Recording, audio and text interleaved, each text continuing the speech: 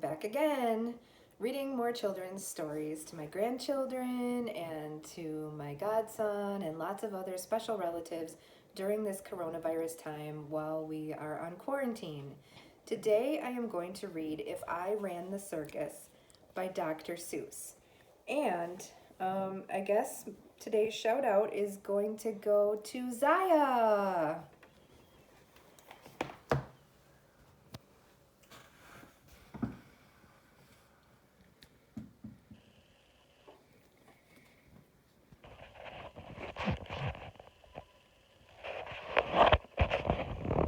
Okay, If I Ran the Circus by Dr. Seuss. And this book is dedicated to Dr. Seuss's dad, who Dr. Seuss says is the finest man I'll ever know. Now, I would like to dedicate this reading to my dad because this is the only book I vividly remember him reading to me when I was a child, and I loved it, and that's the reason why I wanted to read it today. In all the whole town, the most wonderful spot is behind Sneelock's store in the big vacant lot. It's just the right spot for my wonderful plans, said young Morris McGurk, if I clean up the cans. Now a fellow like me, said young Morris McGurk, could get rid of this junk with a half-hour's work. I could yank up those weeds and chop down the dead tree and haul off those old cars, there are just 2 or 3, and then the whole place would be ready, you see. All ready to put up the tents for my circus. I think I will call it the Circus McGurkus. The Circus McGurkus, the world's greatest show on the face of the earth or wherever you go. The Circus McGurkus, the cream of the cream. The Circus McGurkus, the circus supreme. The Circus McGurkus, colossal, stupendous, astounding, fantastic, terrific, tremendous. I'll bring in my acrobats, jugglers, and clowns from 1,033 faraway towns to the place that you'll see 'em in, ladies and gents, right behind Sneelock's store in the great McGurk tents. And I don't suppose old Mr. Sneelock will mind when he suddenly has a big circus behind. After all, Mr. Sneelock is one of my friends. He might even help out doing small odds and ends, doing little odd jobs he could be of some aid, such as selling balloons in the pink lemonade. I think 500 gallons will be about right, and then I'll be ready for opening night. I'll hoist up the curtains, the crowds will crowd in, and my Circus McGurkus will promptly begin with a welcoming toot on my welcoming horn, by my horn-tooting apes from the jungles of Jorn, where the very best horn-tooting apes are all born. 'Cause the very fresh air there is fine for their lungs, and some of those fellows have 2 or 3 tongues.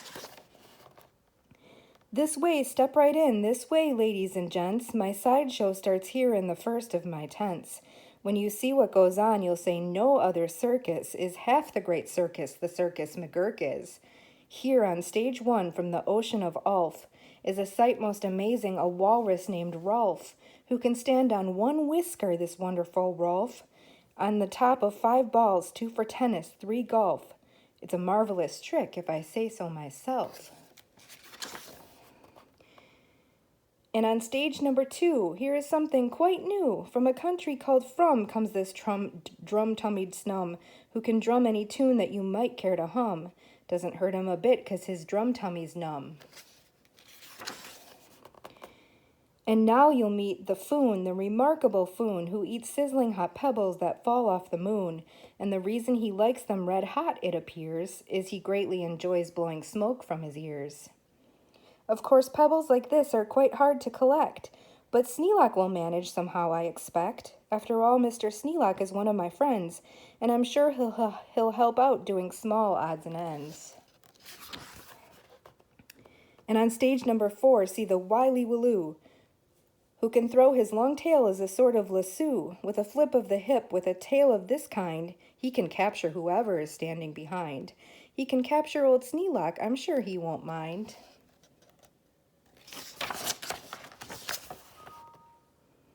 And now here is a hoodwink who winks in his wink hood. Without a good wink hood, a hoodwink can't wink good.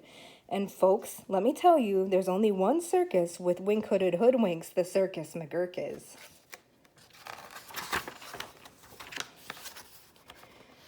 The show of all shows, there's no other showman who shows you a show with a blindfolded bowman, the blindfolded bowman from Brigger Barut.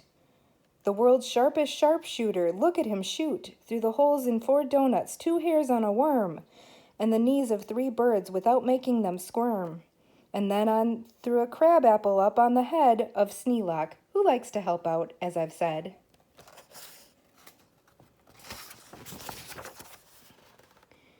And now come to this spot where the spotlight is hot, and you'll see in the spotlight a juggling jot, who can juggle some stuff you might think he could not, such as 22 question marks, which is a lot, and 44 commas and also 1 dot.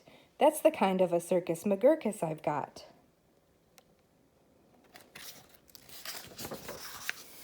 But that's just my sideshow, a start, a beginning. This way to the big tent, you'll find your head spinning. Why, ladies and gentlemen, youngsters and oldsters, your heads will quite likely spin right off your shoulders. So hurry, step lively, quick, ladies and gents, and get into your seats in my tent of all tents. My parade of parades is about to commence. You'll see Drum Major Sneelock fling-flang his baton, and my organ McOrgan McGurkus come on, with his hot steaming pipes of gold brass-plated tin, snorting all sorts of snorts in a bumbling din that is super stupendous, stupendous, stupendous, and when I play Dixie, please join in the chorus.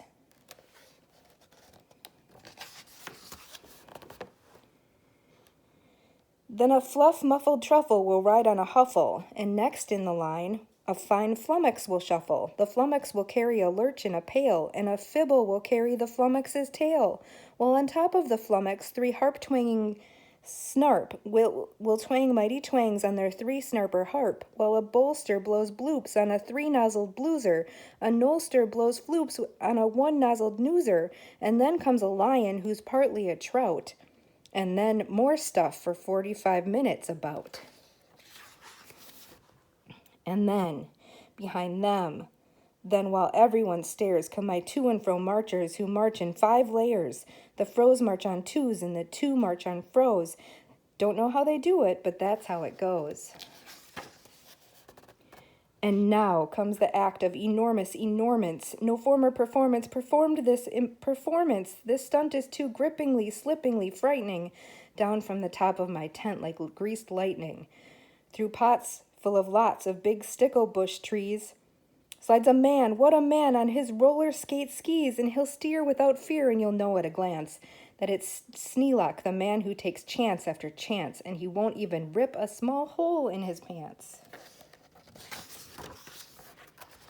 And now here, in this cage, is a beast most ferocious, who's known far and wide as the spotted atrocious, who growls, howls, and yowls the most blood-curdling sounds, and each tooth in his mouth weighs at least 60 pounds, and he chews up and eats with the greatest of ease things like carpets and sidewalks and people and trees. But the great Colonel Sneelock is just the right kind of a man who can tame him. I'm sure he won't mind.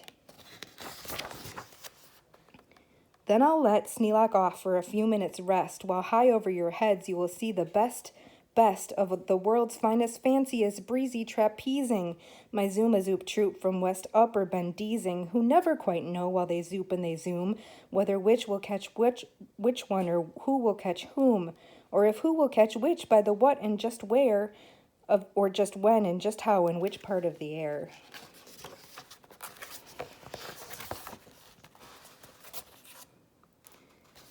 Ay, what a circus, my Circus McGurkus. My workers love work. They say, work us, please work us. We'll work and we'll work up so many surprises. You'll never see half if you had 40 eyeses. And now, again Sneelock, brave Sneelock is back, risking life on my patented life-risking track, while the speedsters I call my colliding collusions race round in swift cars called abrasion contusions, and Sneelock just lies there, not one bit excited. I know he won't mind. He'll be simply delighted. And here, In a contest of brute strength and muscle, Kid Sneelock, my champ of all champs, will now tussle and wrestle a beast called the Grizzly Ghastly and slap him around, then he'll slam him down fastly and pin both his shoulders tight flat to the mat. Kid Sneelock will love it, I'm sure about that.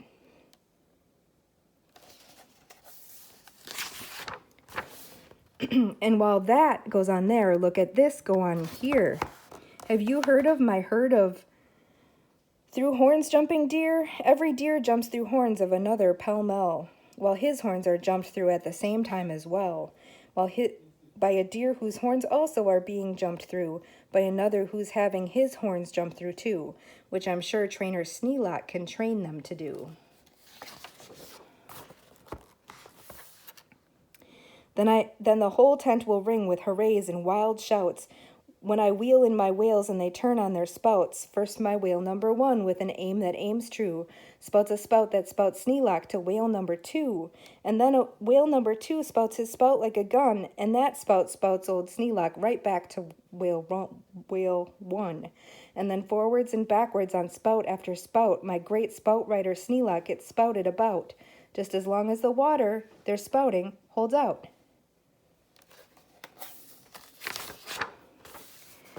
Then my tournament knights, noble apes without fears, Sir Hector, Sir Vector, Sir Bops, and Sir Beers, Sir Hawkins, Sir Dawkins, Sir Jocks, and Sir Jeers, clatter into the tent, and while everyone cheers, stage a roundabout joust with their boxing glove spears. And while all this wild ruckusing goes on below, at the top of the tent, look!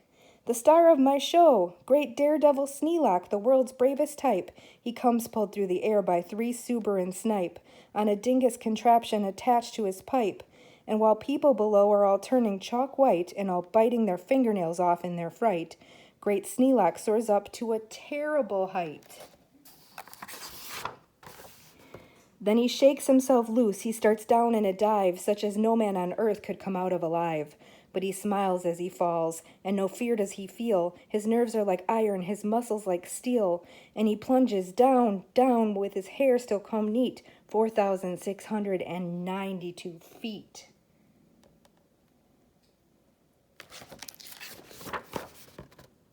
Then he'll land in a fishbowl. He'll manage just fine. Don't ask how he'll manage. That's his job, not mine.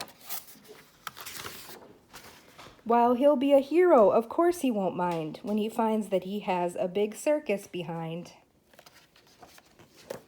That's the end of his imaginary circus in If I Ran the Circus by Dr. Seuss. Thanks for listening.